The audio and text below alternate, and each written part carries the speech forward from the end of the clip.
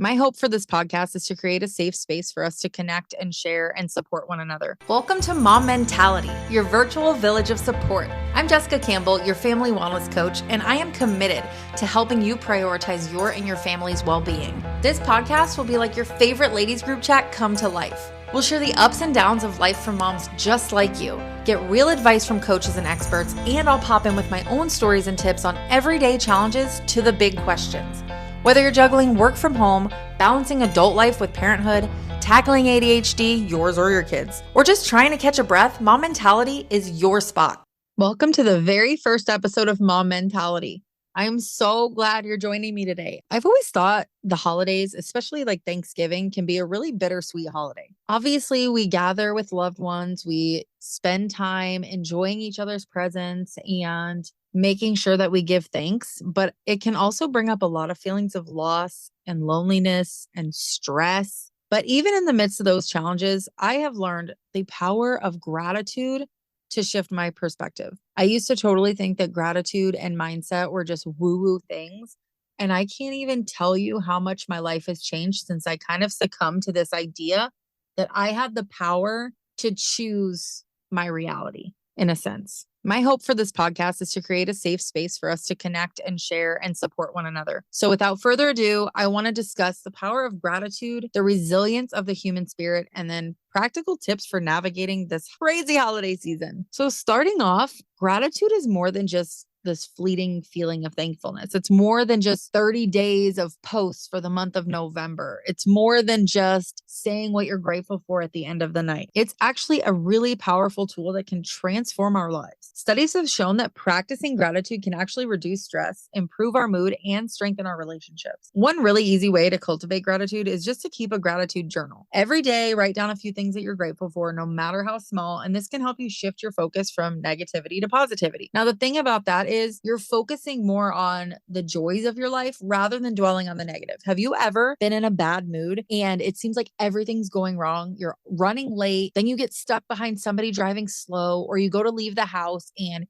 your sleeve gets caught on the door handle. That's because your mindset is like stuck in this negative space, right? So you're noticing all the little negative things that normally would go unnoticed, but drive you more crazy because you're just in a bad headspace. That's true of our day-to-day lives. So when you keep this gratitude journal, you're starting the practice of focusing on the things that make you happy and bring you joy. And you're shifting that focus to highlight the good things in your life rather than the bad. And actually, there is a book called The Happiness Advantage by Sean Aker. And I will link that in the show notes as well. But he actually talks about the fact that happier people tend to perform better and tend to do better. But when you create a gratitude journal or you start focusing on those things, what it actually does is train your brain to start scanning for the good things. So if you're writing down 5 things you're grateful for every day, your brain knows that that's your habit and that's what you're going to do. And so throughout the day, your brain is actually going to start looking for those positive things so that you're ready come time to write in your journal and you're not just lost. So there actually is a scientific backing of that on how it actually trains your brain to look for the good in your life. And I mean, let's face it, we've all faced challenges. We all have things going on. None of us comes out of this life unscathed from any hardships, but sometimes it really feels like we're just completely drowning in them. But it's so often that the things that we go through that are so difficult really become a catalyst for more growth, and they help us shape who we are as people and change the trajectory of our lives. I know for me, I was struggling a lot with mental health and trauma, and I got to a point in my life where I actually was craving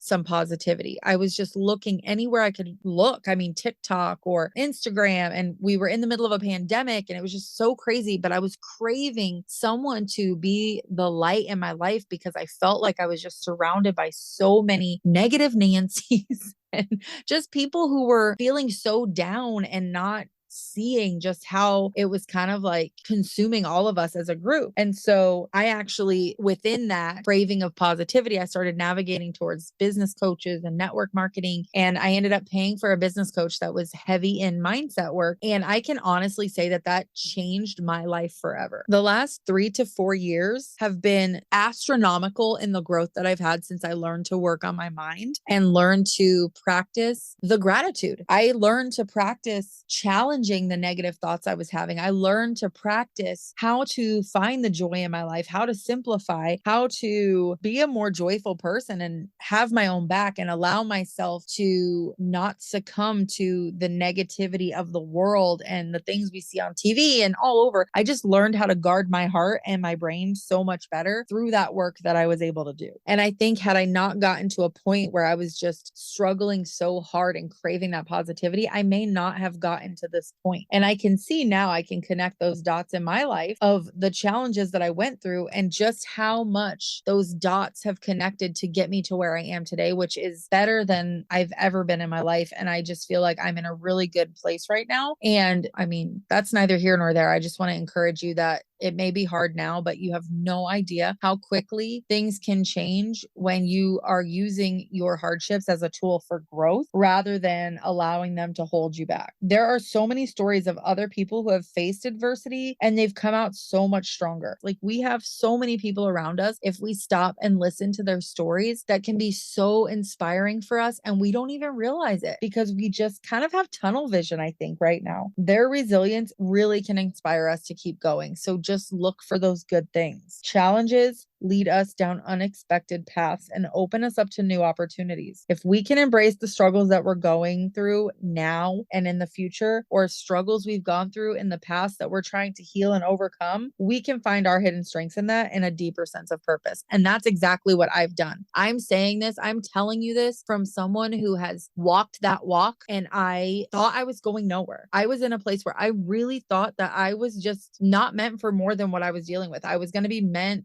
to suffer my whole life. And now that I'm on the other side of that, even though I'm still building up my business and still working on things in my life, I am in such a healthier place because I chose to do the work and have the accountability and chose to practice that muscle of finding the gratitude, of checking my thoughts, of all of the things, therapy and mindset coaching and all of the things. I chose to show up for myself and for my family and do that work to build that muscle of joy, because the reality is we've kind of lost how to just be joyful, and it does take practice to be happy. You know, they say happiness is a journey all the time, not a destination. And that's true. But happiness is also something that we get to choose over and over again. And we get to practice learning how to be joyful and integrating that into our body. I do have to say, having a good support system, whether it's one person or 20, is so crucial for navigating those challenges, though. I don't think I could have done it alone. And having, even with the negative family, right? There are people that sometimes are just more pessimistic, and it is what it is. And we love them just the same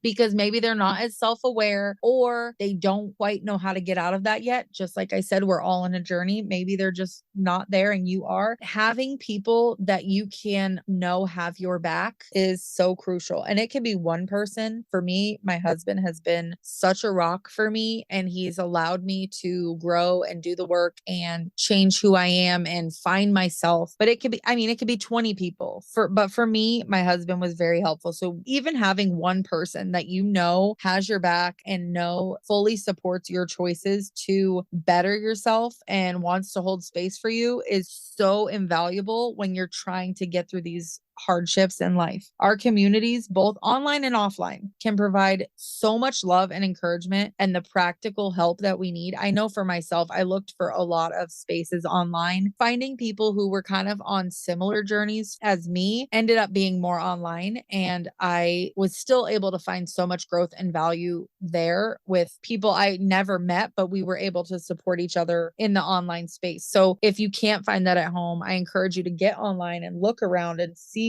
where you can find people. And I know I personally am building up a free community where I want to get moms in there who can support each other, who are on the same mission and have the same values to an extent. Of course, we're all unique, but like the overall core of our being is very similar. And I want to be able to support each other in that and have that respect and that openness to care and share with each other in that community. Now, getting back to the holidays specifically, it can be such a joyous time, but it's also so stressful. And especially if you're a busy mom. So you have like financial stress, social stress, mental stress, emotional stress. It can be really hard. There's so many opinions. There's so many things going on. I know for myself, I used to be a people pleaser and I had a very hard time being around people because I didn't have boundaries in place and I didn't know how to put my boundaries in place. And so I want to encourage you before going into these holidays, practice some mindfulness. Take a few minutes each day, focus on your breath, be present, paying attention to your needs, your body, the things that are coming up for you. Being mindful and self-aware is so helpful in guiding you through what your needs are. I want you to try to set realistic expectations. Don't feel pressured to do everything. Be okay with delegating. Be okay with spacing things out if you need to. Some of us have multiple family Thanksgivings, and that's okay. You may not make it to all of them. Do your best, but also know that people might not be super happy with the decisions you make, but you have to make the decisions that are best for you and your family. So try to be realistic and upfront about what that looks like for you and for your family.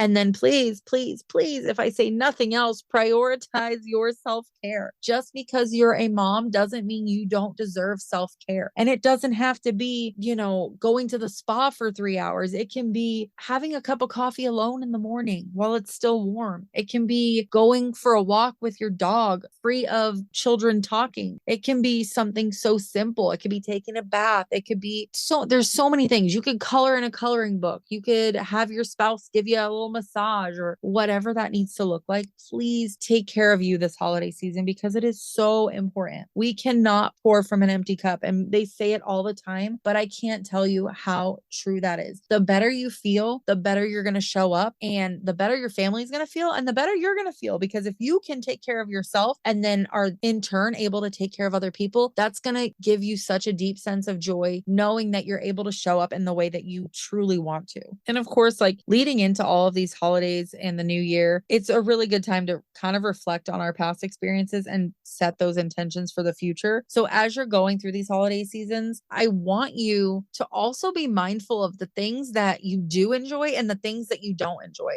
And keep note of that, whether it's in your head or actually writing it down. Take an inventory, a personal inventory of the things that fuel you and your family and the things that just add way too much stress. Reflect on that as you go into the new year and take some moments to kind of highlight those things. And then also ask yourself the questions like, what did you learn about yourself through this? What are you proud of? What do you want to let go of? Make sure that you're not just reflecting by looking back, but really asking the hard questions of what you want life to look like and what things are going to turn into those non-negotiables that you're like, I'm just not going to do it. For me, we used to get family photos every Christmas. And while I love that tradition, it just added a layer of stress that I was not prepared for because I always waited till last minute to get our PJs. And then we had to schedule the time and it seemed like our family was always getting sick. It just made things so much harder. So we started taking pictures at home and they've turned out just fine. And we can get pictures any other time. It does not have to be Christmas PJ pictures. We could do our Christmas PJ pictures at home. And then in a slower season, we can get family photos done that we can hang up all year round because they're not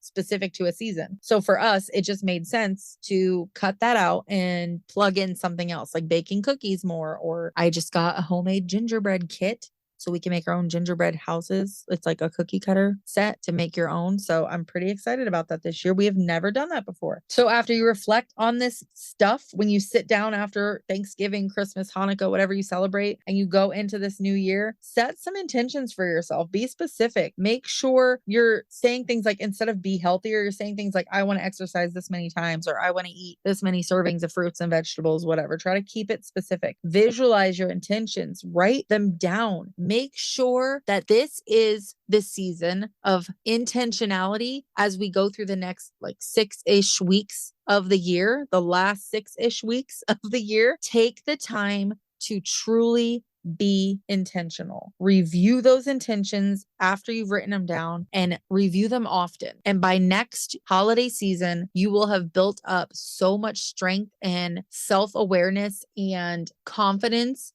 in what you know you want your life to look like with your family, that by next holiday season, it's going to be a piece of cake and you're going to know exactly what you want it to look like. You're also going to be able to give yourself the grace if it doesn't all work out exactly how you plan, to say, I still enjoyed myself and I still did the best that I could. With that, I want to thank you all for joining me today. We've explored the power of gratitude, the resilience of the human spirit, and practical tips for navigating the end of the year. I am so grateful that you were here with me today and I had this opportunity to connect with you. I just hope that this holiday season for you is filled with love and joy and peace. And if it's not, I hope that you're able to give yourself grace and allow yourself to be a human and allow yourself to still show up for you and your family, even in the mess, even in the hard, and find joy in all of the darkness that can sometimes come with the holidays. I invite you to share this podcast with someone else who might need it. And I invite you to just spread positivity and support your fellow moms,